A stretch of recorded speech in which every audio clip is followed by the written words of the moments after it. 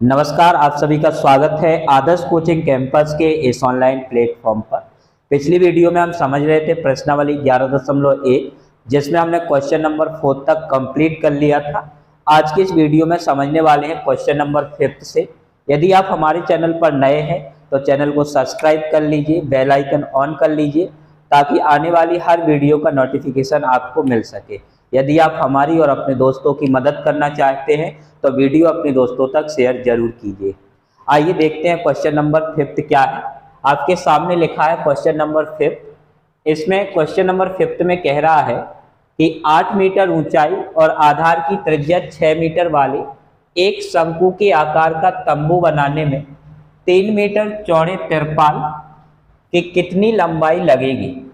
यह मानकर चलिए कि इसकी सिलाई और कटाई में 20 सेंटीमीटर तिरपाल अतिरिक्त लगेगी, जहां पाई का मान हमें दिया है 3.14। तो पहले आप क्वेश्चन को बढ़िया ध्यान से समझिए, क्योंकि क्वेश्चन आप जितने बेहतर तरीके से समझेंगे आपको उतने ही लंबे समय के लिए याद रहेगा। क्वेश्चन कह रहा है कि हमें शंकु के आकार का एक तंबू बनाना है और एक ऐसा तंबू बनाना है जिसकी ऊंचाई 8 मीटर है और त्रिज्या 6 मीटर है। तो सबसे पहले एक तंबू का आकार बनाते हैं।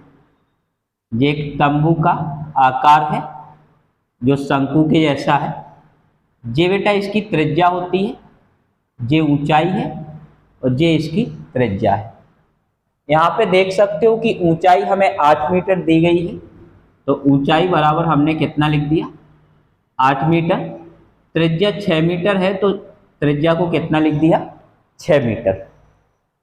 आगे कह रहा है कि इसको बनाने के लिए हमें तिरपाल का उपयोग करना है और जिस तिरपाल का उपयोग किया गया है उसकी चौड़ाई 3 मीटर है, तो उसकी कितनी लंबाई होगी, यानी कि लंबाई हमें निकालना है। अब यदि आपने बड़े ध्यान से देखा होगा कि यदि मार्केट से हम तिरपाल खरीदते हैं तो तिरपाल हमें गोलाकार नहीं मिलती है, तिरपाल हमें वृत्ताकार नहीं मिलेगी। जब आप मार्केट से तिरपाल खरीदने जाएंगे तो तिरपाल का आकार हमेशा आयत के जैसा होगा। तिरपाल का जो आकार है वो किसके जैसे होगा, आयत के जैसे होगा। और हम जानते हैं कि ये आयत की लंबाई है जिसे L से प्रदर्शित किया जाता है और ये आयत की चौड़ाई है जिसे B से प्रदर्शित किया जाता है। यहाँ पे आयत से संबंधित हमें एक फॉर्मूला याद रखना है और वो है आयत का क्षेत्रफल। आयत का क्षेत्रफल बराबर होता है L × V, यानी कि लंबाई गुणे चौड़ाई। इतना आप जरूर याद रखिए। अब ध्यान दीजिए कि क्वेश्चन में हमें क्या क्या दिया गया है, तो वो सब लिखते हैं जो हमें दिया है। तो हल दिया है शंकु की ऊंचाई 8 मीटर, ऊंचाई जिसे H से प्रदर्शित किया जाता है, ऊंचाई कितनी दी है 8 मीटर, तथा शंकु की त्रिज्या को R से प्रदर्शित किया जाता है और R बराबर दिया है 6 मीटर। अब यहाँ पे सबसे पहले हमें शंकु की तिर्यक ऊंचाई निकालना है, यानी कि L का मान निकालना है। और पहले वीडियो में हमने आपको L का फॉर्मूला बताया है कि जब L यानी कि हमें तिर्यक ऊंचाई निकालनी हो। अब शंकु की तिर्यक ऊंचाई, शंकु की तिर्यक ऊंचाई जिसे किससे प्रदर्शित किया जाता है बेटा L से। L बराबर होता है √r² प्लस h²। कहीं कहीं h² प्लस r² भी लिखा हुआ देखने को मिलता है, तो दोनों बातें समान है। r का मान बेटा कितना दिया है 6, तो 6 का स्क्वायर। h का मान 8 है तो 8 का स्क्वायर। 6 का स्क्वायर करोगे तो 36 और 8 का स्क्वायर करोगे 64 और जोड़ोगे तो कितना हो जाएगा हमारा 100। बाहर निकालोगे तो L बराबर कितना हो जाएगा 10 मीटर। यानी कि शंकु की जो तिर्यक ऊंचाई है वो L बराबर कितनी हो गई है 10 मीटर। अब ध्यान रखना है कि जब हम तरपाल से शंकु जैसा कोई तंबू बनाएंगे तो केवल ऊपरी भाग पर हमें तरपाल लगाने की आवश्यकता होती है। कभी भी हम इस आधार वाले भाग पर तरपाल का प्रयोग नहीं करते हैं। और ये जो ऊपरी भाग होता है इसको शंकु का वक्र पृष्ठ बोलते हैं। यानी कि तरपाल का जो क्षेत्रफल होगा, तरपाल का जो क्षेत्रफल होगा वो इस शंकु के वक्र पृष्ठ के बराबर होगा। अतः क्या लिखेंगे बेटा? अतः तरपाल का क्षेत्रफल बराबर शंकु का वक्र पृष्ठीय क्षेत्रफल, जो कि बराबर होता है पाई आर एल के। किसके बराबर होता है? पाई आर एल के। पाई का मान हमें दिया गया है 3.14 गुणे आर का मान त्रिज्या दी गई है 6 मीटर और एल का मान हमने निकाला है 10 मीटर। बेटा गुणा करेंगे तो 6 चौके 24 की 4 कैरी 2, 6 एकम 6 और 2 कितना 8, 6 तिहाई 18 और यहाँ पे 2 पॉइंट बाद दशमलव लगाएंगे और जब 10 का गुणा होगा तो 1 पॉइंट और खिसकेगा, तो यहाँ से इसको हटा के 188.4 मीटर स्क्वायर जो है वो तरपाल का क्षेत्रफल आ जाएगा। लेकिन यहाँ पे हमें तरपाल की लंबाई निकालना है। क्या निकालना है? तरपाल की लंबाई निकालना है। अतः हम जानते हैं कि तरपाल की जो लंबाई होगी, तरपाल की लंबाई बराबर तरपाल का क्षेत्रफल, तरपाल का क्षेत्रफल बटे तरपाल की चौड़ाई, तरपाल की चौड़ाई।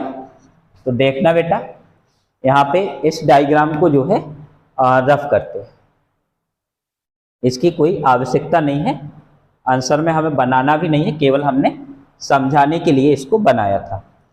तरपाल का जो क्षेत्रफल है वो कितना निकल आया है? 188.4 बटे चौड़ाई हमें दी गई है कितनी? 3 मीटर। भाग करेंगे तो 3 एकम 3, 3 छंग कितना हो जाएगा? 18, 3 दूनी 6 और 3 आठे 24 मीटर। यानी कि जे तरपाल की ऐसी लंबाई निकली है जिसका प्रयोग इसमें किया गया है। लेकिन वो क्या कह रहा है कि सिलाई और कटाई में 20 सेंटीमीटर तरपाल अतिरिक्त लगी है, यानी कि इस लंबाई में हम 20 सेंटीमीटर को जोड़ेंगे तो हमें वास्तविक लंबाई मिल जाएगी। अतः वास्तविक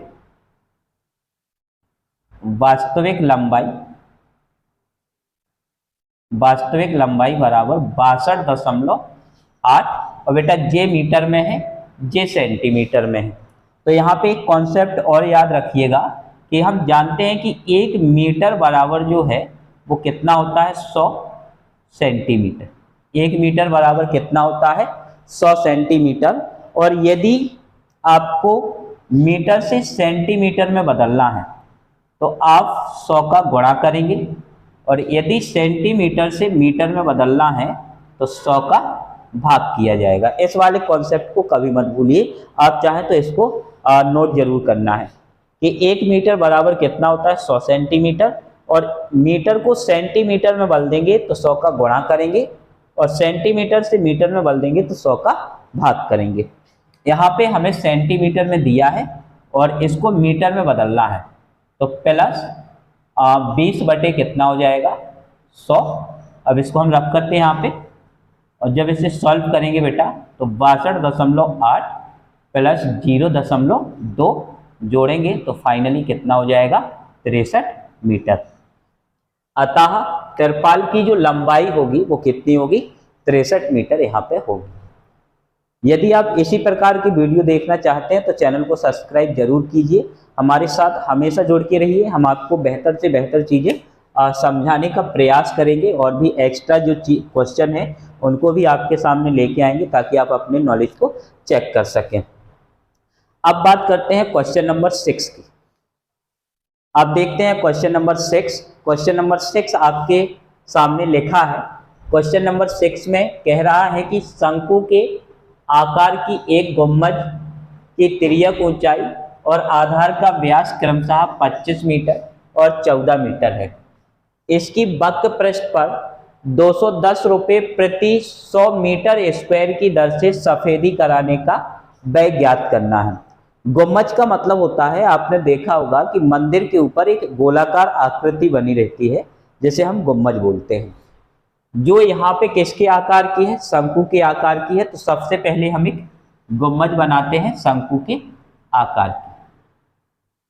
यहाँ पे बेटा ये गुम्बज का व्यास है और ये गुम्बज की तिर्यक ऊंचाई है। तिर्यक ऊंचाई हमें 25 मीटर दी गई है और व्यास हमें दिया गया है 14 मीटर।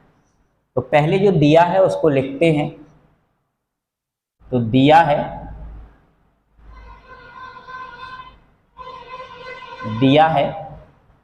गुम्बज की तिर्यक ऊंचाई,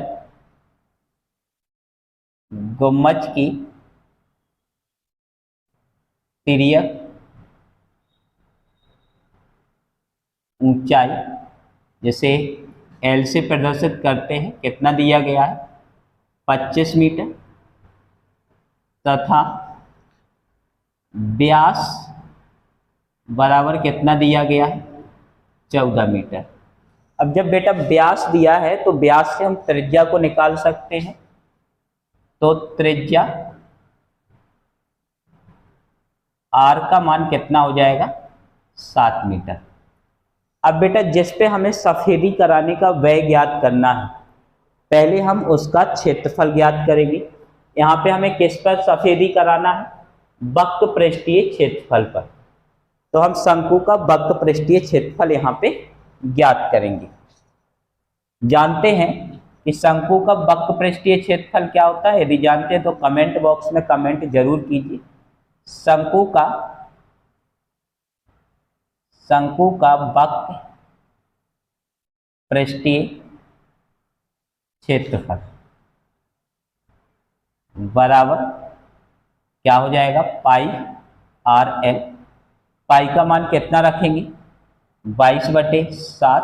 आर का मान 7, एल का मान 25। 7 से 7 कट गया, 25 का गुणा करेंगे तो 25 दूनी 50, 5 कैरी, 25 दूनी 50 और 5 55 मीटर स्क्वायर।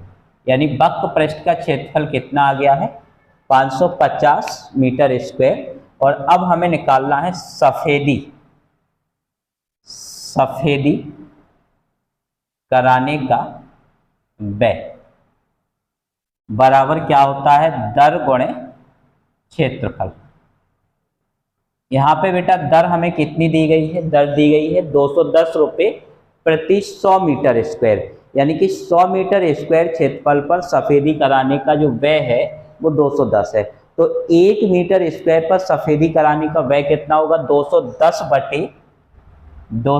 बटे 100 और क्षेत्रफल कितना है? 550। 2 जीरो से 2 जीरो कट गए। 21 का गुणा करना है किससे? 55 से। तो 55 एकम 55, 5 कैरी 5, 55 दूनी कितना हो जाएगा हमारा? 110 और 5 जोड़ेंगे तो 115। ये हमारा छठवें का आंसर आ जाएगा। इसी प्रकार की वीडियो देखने के लिए हमारे चैनल को सब्सक्राइब कीजिए, अपने दोस्तों को शेयर कीजिए। धन्यवाद।